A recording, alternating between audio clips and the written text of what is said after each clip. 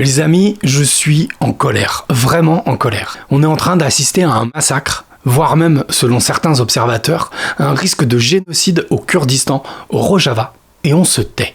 On est face à la déportation de la population kurde et à la menace de la résurgence de l'État islamique dans la région. Congratulations, world!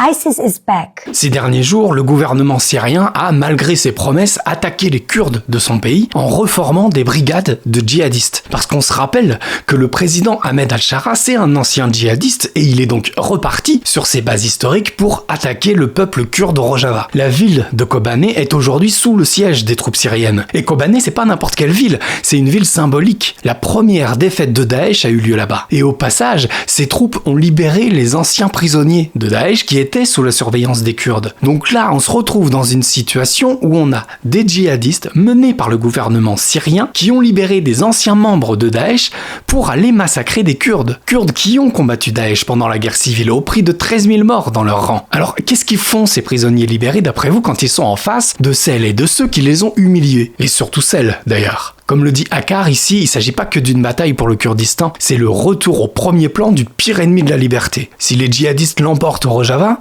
ils s'arrêteront pas là. C'est vers nous qu'ils se tourneront. Because if they take down Rojava, you will be next. Et tout ça avec le soutien de la Turquie. Bon là, rien d'étonnant là-dedans, mais aussi des USA et de l'Union européenne.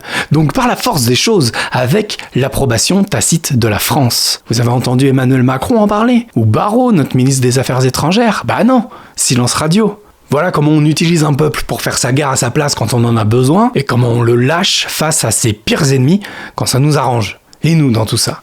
Est-ce qu'on s'est tué devant le génocide des Palestiniens? Non.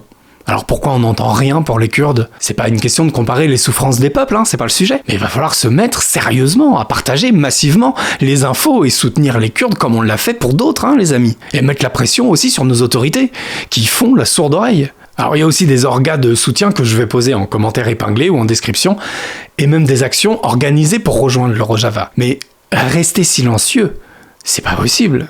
Allez, on se bouge tous ensemble. Biji Rojava. Yaka, yaka!